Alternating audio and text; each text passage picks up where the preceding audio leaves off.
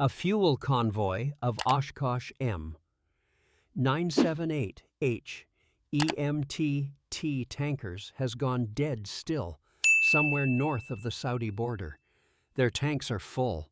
The armored columns pushing ahead are running on fumes. Nothing is moving. The ground war is barely hours old, and 7th Corps alone needs 5.6 million gallons of fuel for every single day of combat operations.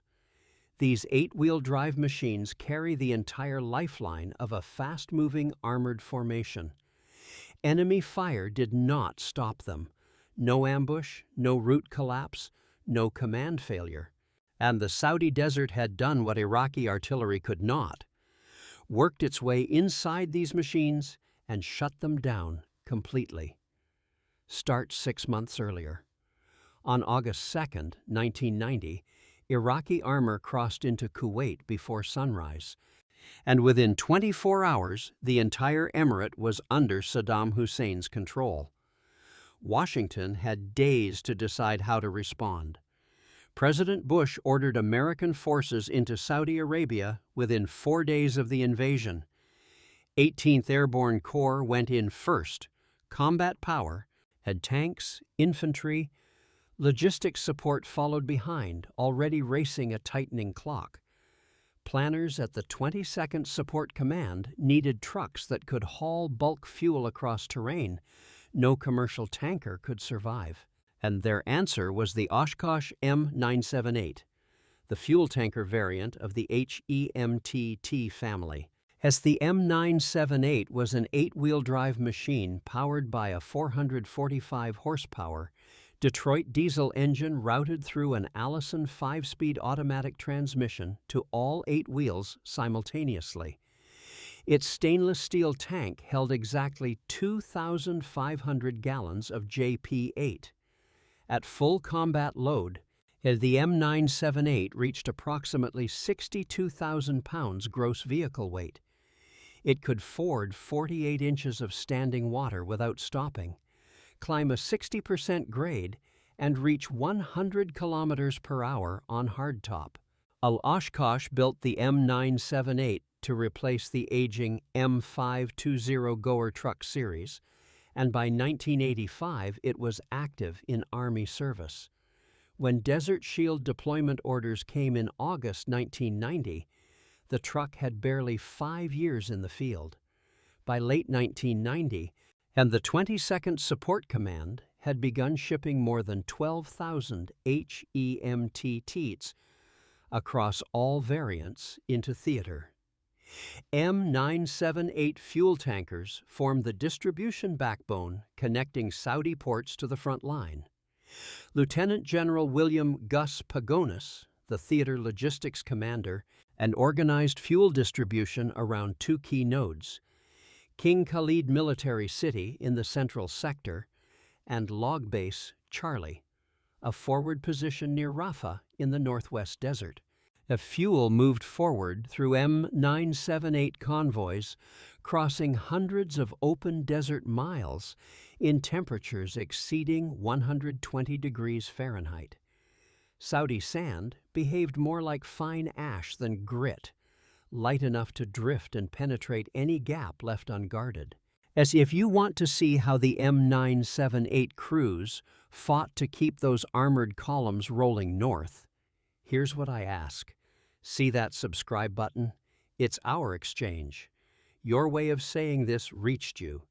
Hit subscribe if this resonated, drop a like if it moved you, and tell us in the comments what you know about military logistics. It helps us share more stories like this.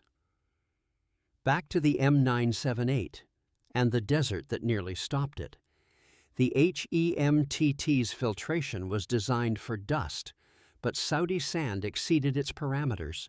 If fine silica particles bypassed standard air filters and reached fuel pumps, bearings, and hydraulic lines, components never intended to be exposed to airborne abrasive grit.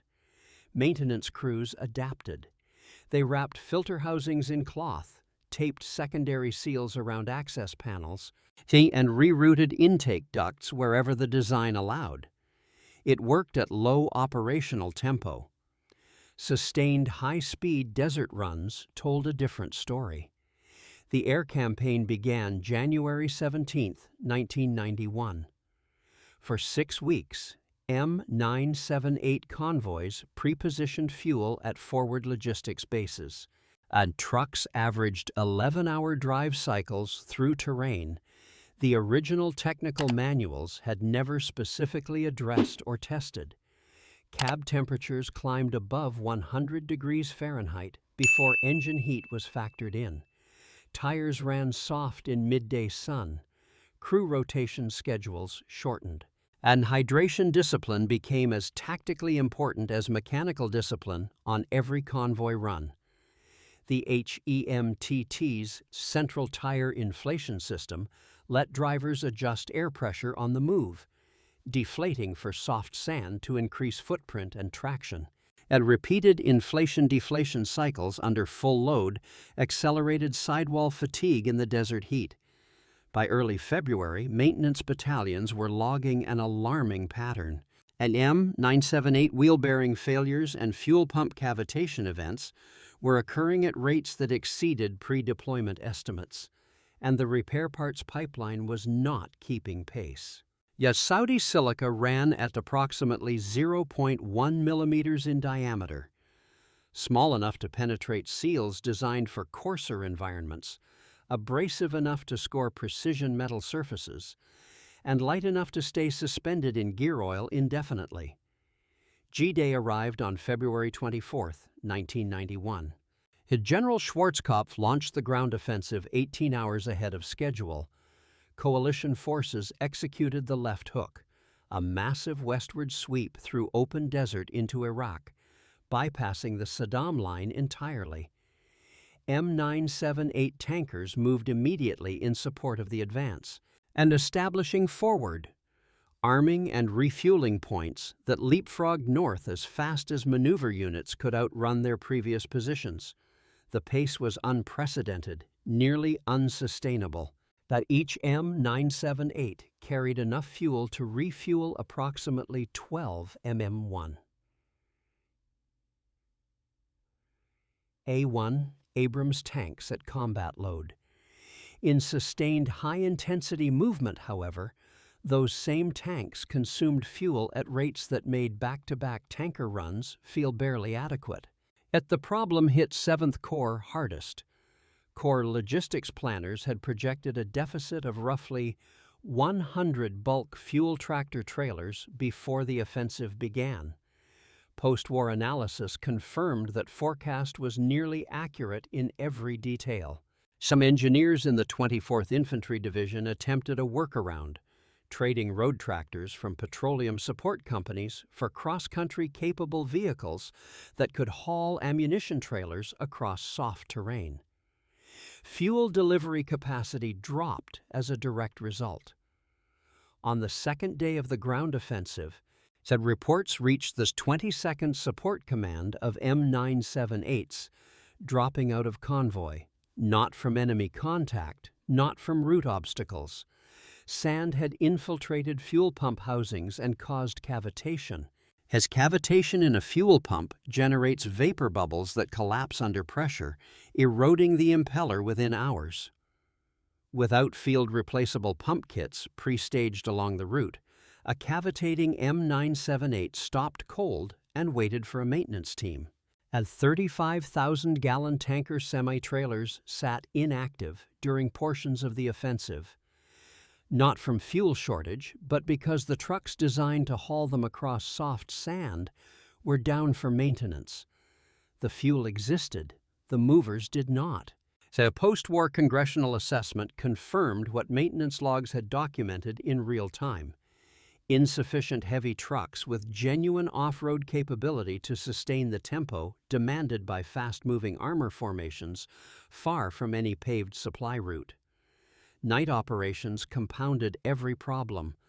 Driving blacked out at speed while carrying 62,000 pounds of flammable JP-8 across unmarked open desert required a level of crew coordination that 12-hour shifts and desert heat had methodically degraded. Mechanics worked alongside tanker crews through the night, using headlamps and sand-coated technical manuals. Their wheel-bearing kits were assembled from whatever the supply chain had pushed forward from Log Base Charlie that day. Some M978 crews bypassed failed pump systems entirely, gravity-feeding fuel through hose lines directly from the tank outlet valve. It was slow, it was unmetered, and it worked when nothing else did. Field-level mechanical improvisation, the fuel shortfall never became catastrophic. Schwarzkopf's decision to end the ground offensive at exactly 100 hours, 8 a.m. on February 28, 1991, may have prevented the logistics system from being tested past its structural limit. A ceasefire had been proposed the previous evening. Coalition command accepted. Iraqi forces still in the field were fleeing north or surrendering by the thousands. At the HEMTT, M978 convoys stopped where they stood, engines still running, tanks still full. Post-war analysis came quickly. The HEMTT fleet had consistently exceeded the Army's 90% readiness standard before Desert Storm. After the campaign, their readiness dropped and would not recover without a major structured rebuild program across the entire fleet. And Secretary of Defense Dick Cheney's July 1991 interim report to Congress stated it plainly. The United States had not fielded enough off-road capable logistics support vehicles for the scale of operations the ground campaign had demanded. The report did not frame this as a failure of the machine. It framed it as a failure of planning. Insufficient. M978s allocated to the forward logistics task forces that had needed them most, moving fastest. In October 2001, both the Army approved the HEMTT recapitalization program, a $1.1 billion effort to rebuild the entire fleet to like-new condition, inserting technologies that Desert Storm had proven were missing from the original design. While Oshkosh redesigned the M978 tanker across successive variants, the A2 and A4 models received upgraded filtration systems, improved axle seals, and a more powerful 515 horsepower Caterpillar C15 engine replacing the original 445 horsepower Detroit diesel unit. The Allison 4500 SP 5-speed automatic replaced the original gearbox, and Holland ADS 240 air suspension was fitted front and rear, offering substantially better isolation from terrain shock and reducing bearing fatigue under sustained off-road loads. The rebuilt M978A4 carried the same 2,500-gallon tank, but could sustain its 483-kilometer operational range under the combat load conditions that the original truck had struggled to maintain across the Saudi desert in 1991, as the improvements in those rebuilt machines were paid for in a specific currency. The mechanics who wrapped filter housings in cloth, and the drivers who sat beside broken trucks in the Saudi dark, waiting for parts. The HEMTT family served in the Balkans through the 1990s, though in Operation Iraqi Freedom, beginning in 2003, M978 tankers crossed western Iraq in terrain that in some sectors was even more demanding than the Saudi interior had been. Yet the recapitalization program eventually rebuilt more than 14,000 HEMTTs across all variants. Each truck returned to service at approximately 12% less cost than building a new vehicle, a direct consequence of lessons paid for in 1991. By Q2 2021, it has approximately 35,800 HEMTTs had been produced by Oshkosh Defense across all production runs and rebuild contracts. The M978 tanker variant remained in active service with the U.S. Army and in multiple Allied nations worldwide. So Ukraine received M978 HEMTT tankers as part of U.S. military aid in 2024. The same platform, rebuilt and updated, was fueling a ground war in Europe more than 3 decades after it had nearly faltered in Arabia. The machine that came close to failing in the Saudi sand had evolved into one of the most widely deployed military fuel delivery platforms in modern history. It had been broken open, rebuilt, and validated by subsequent conflict. At the original M978 crews who drove those trucks north of the Saudi border in February 1991 never made the headlines. The tanks they kept moving did. That asymmetry is the defining feature of logistics work in every theater of war. A broken tanker in the desert earns no citation. A tank crew that ran out of fuel becomes a post-war lesson, a budget line, a redesign cycle. The M978 earned its legacy the quiet way, one convoy at a time.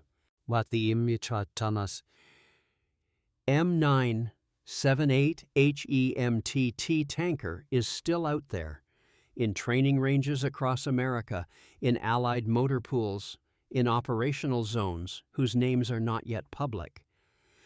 The truck that fueled the 100-hour war never really stopped. If this story moved you, and please like and subscribe. Your support helps us preserve these machines and the histories behind them. Tell us in the comments where you're watching from.